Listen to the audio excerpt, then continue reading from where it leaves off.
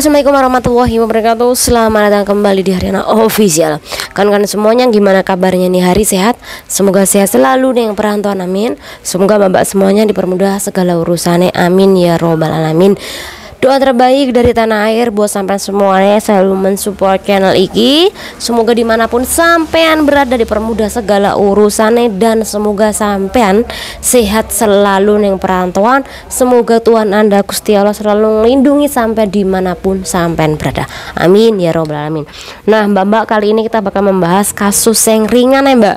Soalnya hari ini di Indo mbak, iki koyo beberapa wilayah Indo ya, dari jam 10-an sampai jam 4 mbak, aku bikin video gitu mbak, listriknya masih mati.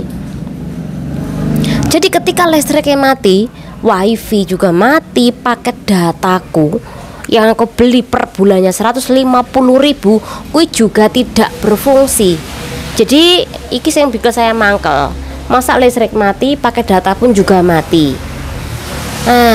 Oke lah, gak usah lama-lama, gak usah basa-basi. Intinya neng Indo tuh sering sekali listrik mati ya mbak ya, dan ku ya rada rugi.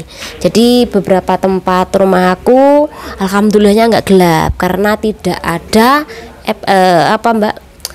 cordak. Kalau cordak di atas ki pasti gelap mbak. Alhamdulillah karena nggak ada cordak, jadi terang benderang, nggak usah buka lilin. Tadinya mau buka lilin, takutnya nanti nggak kelihatan. Oke, kita bakal membahas sebuah kasus. Jadi cerita nih, ada salah satu temen iki punya pengalaman mbak. Iki siapa tahu pengalamannya dia sama juga pernah mengalami. Bahkan pengalamannya mbak iki, ketika saman pernah mengalami, bagaimana saman bisa mengatasi atau saman membiarkan atau sampean kui melakukan tindakan. Jadi silakan komen, karena aku pengen penasaran bagaimana kalau sampean di situasi seperti ini. Bagi mbak-mbak nih yang apabila jangan sampai, tapi jika di situasi seperti ini atau teman sampean di situasi seperti ini bagaimana sih? Jadi silahkan disimak, penting banget mbak. Kita bakal memulai. Oke, jadi ceritanya mbak iki kerja di majikan 18 tahun mbak. Kemudian terakhir mbak iki pengen cuti, jadi minta cuti 1 bulan sama majikan nih. Tapi majikan tidak dikasih mbak. Majikan cuman memberikan waktu cuti 21 hari saja. Jadi di korting pada 18 tahun ini sudah lumayan lama loh mbak cutinya. Perhitungannya silakan ditonton kan kawan, silakan. Ini adalah perhitungan cuti, jadi silakan ditonton daripada tak bahas ntar kita kebanyakan pembahasan. Oke, mbak dikasih 21 hari kan kawan. Kemudian di rumah kui kurang 2 hari mau terbang ke Hong Kong, majikan sudah mengcancel. Jadi dia iki mau berangkat kembali ke Hong Kong, bekerja kembali di majikan tersebut, tinggal 2 hari keberangkatan mbak, wis sama majikan di cancel. Sama ngerti nggak alasannya kenapa kok di cancel? Jaraknya majikan nggak butuh tenaga mbak iki, padahal majikan sudah menggunakan tenaga mbak iki 18 tahun mbak. Bayangkan saja 18 tahun dapat majikan selicik ini. Nah dalam kasus ini bagaimana sih? Silakan disimak, ini penting banget. Jadi lain kali kalau ada kasus yang sama, sampai sudah ada ancang-ancangi bagaimana cara menyelesaikan kasus seperti ini. Oke mbak-mbak semuanya, jika sampean mendapatkan kasus yang sama, maka sampean kan pasti memiliki hak-hak yang belum sampean ambil. Contohnya pemutusan kontrak kerja, kemudian tiket. Itu cuti beda mbak, cuti beda dengan tiket yang sampean dapatkan ketika sampean ditulis kontrak. Itu pulang pergi kalau sampean 1 kali jalan, cuman pulang aja. Kemudian uang perjalanan 100, gaji ketika sampean cuti tadi. Sampean cuti itu dapat gaji juga loh mbak. uang interminitanku beda dengan gaji bulanan sampean. Jadi walaupun sampean cuti, sampean tetap digaji Mbak jika sampean tidak sepakat. Contoh nih ya, bos aku mau cuti. Oke, silahkan cuti 14 hari. Tapi aku nggak sepakat yo, ketika nanti aku kembali lagi, kemudian pas gajian aku mau potong yo.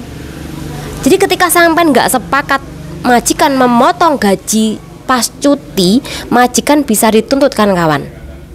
Karena gaji cuti Anda kui kesepakatan. Kalau sampean nggak sepakat, nggak bisa dipotong. Jadi Mbak Iki mendapatkan gaji cuti tadi, kemudian interminitan, tiket, dan yang pastinya long service jika belum diambil. 18 tahun dapat long service berapa sih? Nah, nanti kita bahas-bahaskan kawan. Oke, sampean belum mendapatkan hak-haknya itu, tapi majikan memutuskan kontrak kerja sampean, kan yuk aneh majikan ini. Mentang-mentang dia nggak mau memberi long service, tiba-tiba ketika sampean sudah kembali ke kampung halaman, dia memanfaatkan situasi ini untuk memutuskan sepihak agar dia tidak wajib memberikan long service kepada Anda, karena Anda nggak mungkin bisa kembali ke Hongkong lagi. Itu perkiraan majikan. Tetapi Anda bisa melakukan dua hal ini ketika sampean pingin mendapatkan hak-hak sampean.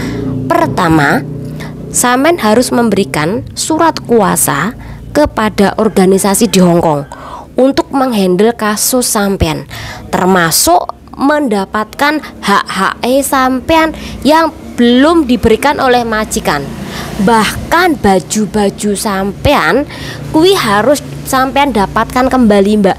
Nggak mungkin kalau sampean pas cuti semua baju sampean bawa semuanya, semua sepatu sampean bawa semuanya, nggak mungkin kan. Jadi itu ambilan Mbak. Jangan sampean biarkan di rumah majikan yang nanti bisa dibuang oleh majikan, kalau enggak bisa dijual oleh majikan, kalau enggak bisa dipakai oleh majikan. Bisa saja terjadi kan kawan.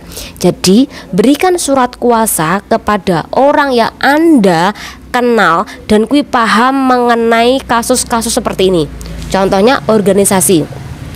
Masalah pembiayaan, nanti kalau sudah mendapatkan hak-hak, Anda bisa membicarakan tentang pembayaran. Maksudku uang terima kasih lah. Itu pesan saya, walaupun organisasi tidak meminta hal itu.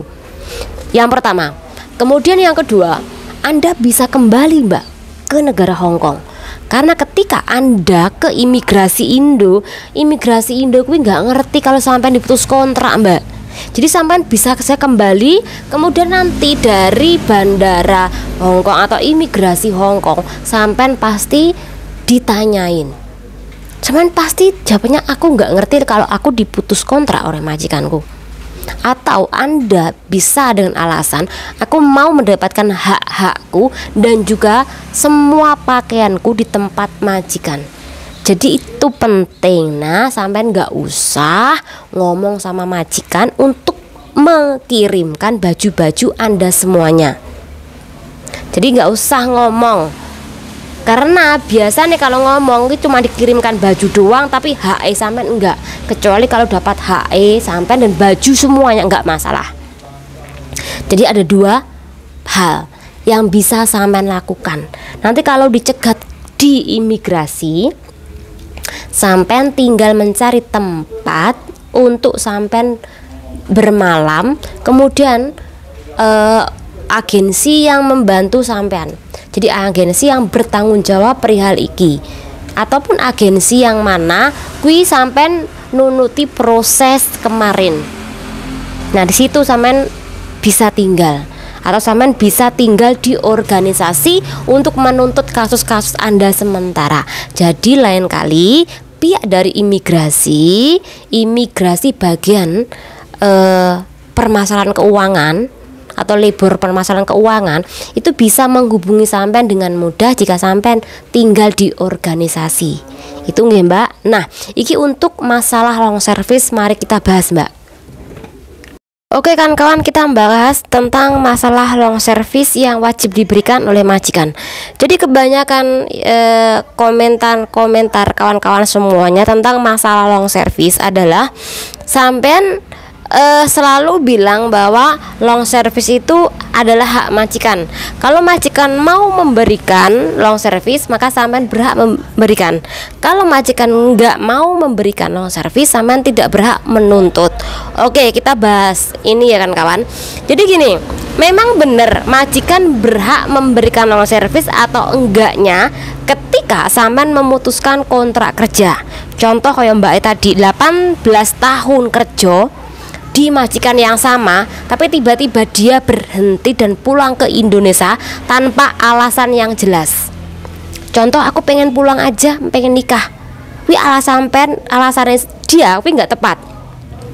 Majikan tidak berhak memberikan long service karena tidak masuk persyaratan.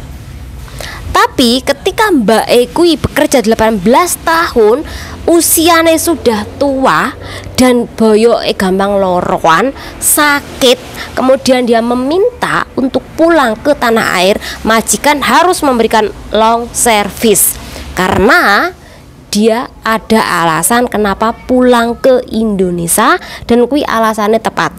Walaupun si PRT ini memutuskan kontrak kerja. Jika terjadi seperti Mbak Egi diputus kontrak kerja ketika dia masa-masa cuti, Mbak E tetap mendapatkan long service Mbak. Karena apa? Karena Mbak E tidak melakukan kejahatan di tempat majikan, tidak mencuri barang di tempat majikan, tidak kurang ajar sama majikan. Dia hanya cuti kemudian diputus kontrak kerja karena majikan sudah tidak butuh dia. Jadi Mbak Eki berhak mendapatkan long service Mbak, jika dia tidak melanggar aturan-aturan di negara Hong Kong di tempat majikan. Semoga iki bisa dipahami. Oke, bagaimana perhitungan long service? Jadi perhitungan long service adalah gaji bulanan kali 2/3 kali masa kerja lama. Mari kita hitung. Gaji bulanan kita ambil aja 4.998.000 dolar Hong Kong kali 2/3 kali 8 tahun. Jadi Mbak Eki mendapatkan kurang lebih 59.000 dolar Hong Kong atau 100 juta lebih Mbak. Dan Mbak Eki seharusnya mendapatkan uang sebanyak itu, malah diputus kontrak Mbak. Jadi silakan ikuti langkah yang saya bilang depan tadi. Anda bisa melakukan 2 langkah untuk meminta hak-hak Anda. Memberi surat kuasa kepada orang yang paham yang berada di negara Hong Kong, kemudian atau Anda datang kembali ke negara Hong Kong tadi. Semoga dengan adanya pembahasan iki sampean paham, dan lain kali jika ada kasus yang sama, sampean bisa menasihati teman sampean. Kalau sampean diputus kontrak, sampean belum mendapatkan hak-hak sampean, yuk kita beri surat kuasa ke teman kita yang berada di Hong Kong untuk menuntut hak-hak sampean. Seperti itu Mbak G. Semoga bermanfaat. Dan ini Wassalamualaikum warahmatullahi wabarakatuh. Bye.